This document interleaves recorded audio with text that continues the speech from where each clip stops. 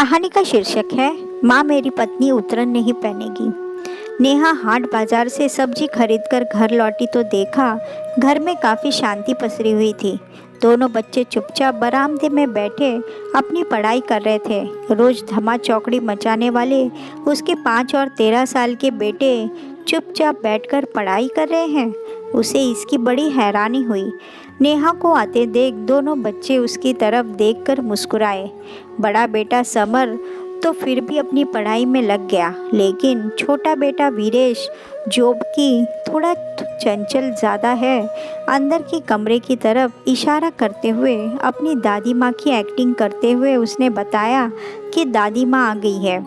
उसके इशारे को देखकर नेहा की हंसी छूट गई। उसकी हंसी की आवाज़ सुनकर अंदर कमरे में से सासू माँ जानकी जी भी बाहर बरामदे में आ गई और आते से ही अपने अंदाज में बोली, ये क्या बड़ी बहू, तुझे पता था ना कि आज मैं आने वाली हूँ, पर फिर भी शॉपिंग करने चली गई। बड़ा घूमने फिरने का शौक चढ़ा है मेरे पीछे से। अब यहाँ खड़ी खड़ी खीखी करके दांत ही दिखाती रहेगी या फिर मेरे लिए चाय भी बनाएगी। माँ जी, मैं शॉपिंग करने नहीं सब्जी खरीदने गई थी, वो भी पास के हाट बाजार में।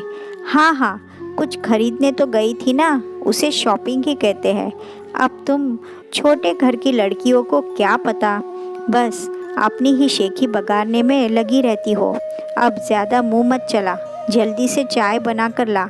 उनकी बातें सुनकर नेहा फट अंदर गई, सामान रखा और रसोई में पहुंच गई। अभी चाय बनाने के लिए पानी गैस पर चढ़ाया ही था कि सासू माँ की आवाज़ आई, अरे बड़ी बहू, बाहर कुर्सी भी ले आना, मैं तो बाहर बरामदे में ही बैठूंगी। तुम्हारे घर में तो गर्मी बहुत ज़्यादा है, पता नहीं तुम लोग इन 2 कमरों में कैसे गुजर बसर करते हो। जी माँ जी, अभी लाई, कहती हुई नेहा कुर्सी लेकर बाहर बरामदे में रख आई। अंदर रसोई में आकर फटाफट चाय बनाई और 2 कप में छान कर बाहर ही ले आई। 1 कप जानकी जी को पकड़ाया और दूसरा कप लेकर वही दोनों बच्चों के पास नीचे दरी पर बैठ गई। तभी जानकी जी नेहा से बोली, अरे नेहा, इस बार मधु ने तेरे लिए कुछ साड़ियाँ दी है, सभी एक से बढ़कर एक है और महंगी भी है। देख, तेरी देवरानी तेरे लिए कितना कुछ करती है। कह रही थी कि भाभी जी के लिए ये साड़ियाँ ले जाइए। भैया तो कहाँ उन्हें इतनी महंगी साड़ियाँ दिलवा पाते होंगे। अंदर मेरे सामान में ही रखी है, अभी थोड़ी देर में दे दूँगी। जानकी जी की बात सुनकर नेहा बोली, माँ जी, आप साड़ियाँ क्यों लेकर आई हो, मुझे ज़रूरत नहीं है। कम है ज़्यादा है, जैसी भी साड़ियाँ मुझे मेरे पति दिलाते हैं मैं उसी में खुश हूँ।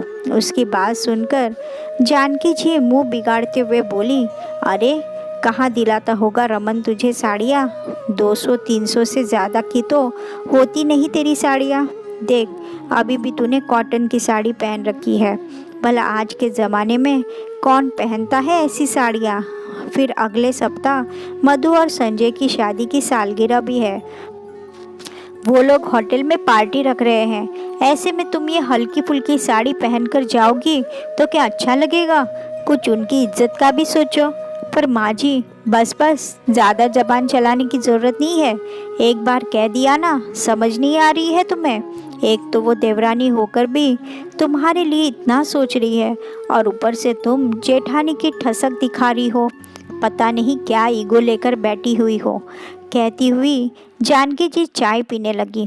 नेहा ने भी उस समय कुछ कहना ठीक नहीं समझा, क्योंकि वह अगर ज़रा सा भी कुछ बोलती तो जानकी जी बतंगड़ बना देती, इसलिए वो चुप हो गई, यह सोचकर कि रमन खुद ही बात कर लेंगे। रमन को बिल्कुल भी पसंद नहीं था कि नेहा माँ या फिर मधु से कोई कपड़े ले। पिछली बार भी जानकी जी एक साड़ी लेकर आई थी जिसे नेहा ने खुशी खुशी रख लिया था। जानकी जी उस दिन ज़्यादा देर तक नहीं रुकी थी और रमन के आने के पहले ही वहाँ से रवाना हो गई थी, इसलिए रमन को इस बारे में पता नहीं था। लेकिन जब शाम को रमन घर पर आया और नेहा ने वो साड़ी दिखाई तो उसे देखते ही रमन बिगड़ गया। ये क्या नेहा, तुमने माँ से साड़ी क्यों ली? अचानक से रमन के सवाल से नेहा हड़बड़ा गई और बोली, माँ जी इतने प्यार से साड़ी लेकर आई थी तो तुम्हारे लिए मेरे प्यार की कोई वैल्यू नहीं है क्या, जो तुमने माँ की दी हुई साड़ी रख ली। मैं जानता हूँ कि अभी मेरे पास पैसों की कमी है, मैं तुम्हारी इच्छा को पूरी नहीं कर पाता, पर इसका मतलब ये नहीं कि तुम किसी की उतरन अपने पास रख लो। उतरन? अचानक नेहा अवाक होकर रमन की तरफ देखने लगी। तब रमन बोला, हाँ ये उतरन ही है, मैंने ये साड़ी मधु को पहने देखा था। नहीं नहीं, आप ये क्या कह रहे हो, भला माँ जी मुझे मधु की उतरन क्यों देगी। नेहा अभी भी मानने को तैयार नहीं थी। तुमसे ज़्यादा मेरी माँ को मैं जानता हूँ, वो कभी भी तुम्हें खुशी खुशी कुछ नहीं देगी। कहते हुए रमन ने फेसबुक पर मधु के 1 सप्ताह पुराने पोस्ट दिखाए। सचमुच मधु ने वही साड़ी पहन रखी थी। देखकर नेहा हैरान रह गई और बोली, तभी माँ जी कह रही थी कि इसका ब्लाउज कटवा कर रखा था, मिल नहीं रहा है, तुम किसी और ब्लाउज के साथ इसे पहन लेना। बस तब से रमन ने नेहा को माँ से कुछ भी लेने से इनकार कर दिया। जानकी जी के 2 बेटे हैं, बड़ा बेटा रमन और छोटा बेटा संजय। रमन पहले अपने पिता का बिजनेस संभालता था, लेकिन अचानक पिता की मौत होने के बाद और बिजनेस पार्टनर की धोखाधड़ी के कारण सब कुछ ठप हो गया। हालांकि रमन अभी भी सब कुछ ठीक करने की कोशिश में लगा हुआ था, पर परिवार का पेट तो पालना था। जानकी जी भी अब यदा कदा सुना ही देती थी, बल्कि यूँ कहो कि वो अब एहसान ही जताती थी। इसलिए रमन जहाँ छोटी मोटी नौकरी करके अपना और अपने परिवार का गुजर बसर करने लगा, वही छोटा भाई संजय इंजीनियर बन गया और अच्छा खासा कमाने लगा। रमन की शादी नेहा के साथ हुई थी, जो खुद एक मध्यम वर्गीय परिवार की बेटी है, इसलिए शादी में ज़्यादा दान दहेज भी नहीं आया। इस बात को लेकर जानकी जी हमेशा नेहा से गुस्सा ही रही और अब रमन की छोटी मोटी नौकरी के कारण जानकी जी को पूरा मौका मिल गया था नेहा को और परेशान करने का। लेकिन संजय की पत्नी मधु अमीर घराने की बेटी है और काफ़ी दहेज लेकर आई थी।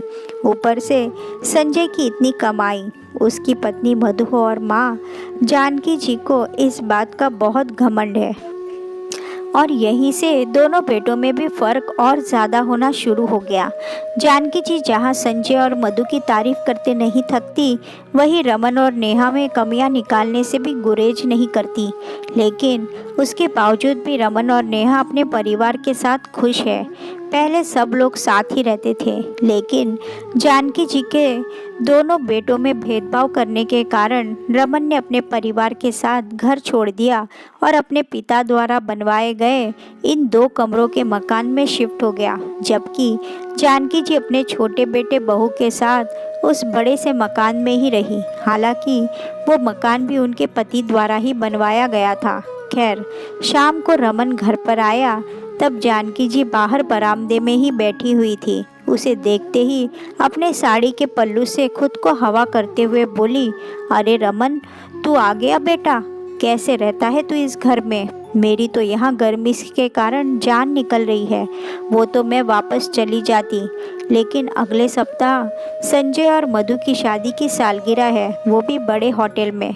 बस तुझे बताने के लिए रुक गई, बस अब रवाना होंगी। रमन जानकी जी की बात सुनकर बोला, माँ 1-2 दिन यहाँ मेरे पास भी रुक जाती तो मुझे भी अच्छा लगता। अरे मुझसे नहीं रुका जाएगा इस 2 कमरों के मकान में, कितनी गर्मी है यहाँ, ऊपर से एसी भी नहीं है। तू एक काम कर, कैब बुक करवा दे, मैं अभी कैब से रवाना हो जाऊँगी। रमन जानता था कि जानकी जी यहाँ नहीं रुकेगी, इसलिए अपना मोबाइल निकालकर कैब बुक कर दिया। जानकी जी अपना सामान लेने अंदर गई। इतने में नेहा बाहर निकल कर आई और धीरे से बोली, सुनिए माँ जी मेरे लिए कुछ साड़ियाँ लेकर आई है। रमन ने नेहा की तरफ देखा तो नेहा बोली, मैंने मना किया था पर वो सुन ही नहीं रही, उल्टा मुझे ही सुनाए जा रही थी। अब आप ही संभालिए माँ को। इतने में जानकी जी अपना सामान लेकर बाहर आ गई। उन्हें देखते ही रमन बोला, माँ, जाते हुए अपनी साड़ियाँ भी साथ लेकर जाओ। नेहा ये साड़ियाँ नहीं पहनेगी। रमन की बात सुनते ही जानकी जी ने पहले तो नेहा को घूर कर देखा और फिर रमन से कहा, क्यों, क्या बुराई है इन साड़ियों में? एक से बढ़कर एक महंगी साड़ियाँ हैं। इसने तो कभी देखी भी नहीं होगी ऐसी साड़ियाँ। इसने ऐसी महंगी साड़ियाँ नहीं देखी तो कोई बात नहीं, जब मेरी क्षमता होगी तो मैं दिला दूंगा, पर अभी मेरी हैसियत नहीं है उसे ऐसी साड़ियाँ पहनाने की, इसलिए आप ये साड़ियाँ वापस लेकर जाइए। रमन ने अपनी बात कही तो जानकी जी गुस्सा हो गई। क्या हमेशा लकीर का फकीर ही बना रहेगा? खुद तो कुछ ढंग का कमाता नहीं है, ऊपर से हमको शर्मिंदा करता है। अब अगले हफ्ते संजय और मधु की शादी की सालगिरह है, वो भी होटल में। कितने ऊंचे ऊंचे लोग आएंगे वहाँ, उसमें ये ऐसी साड़ियाँ पहनकर आएगी तो क्या इज्जत रह जाएगी उन लोगों की। अरे मैं तो बच्चों के कपड़े भी लाना चाहती थी, लेकिन उनके बच्चों के कपड़े मेरे बच्चों के लिए छोटे थे। सही कहा ना माँ?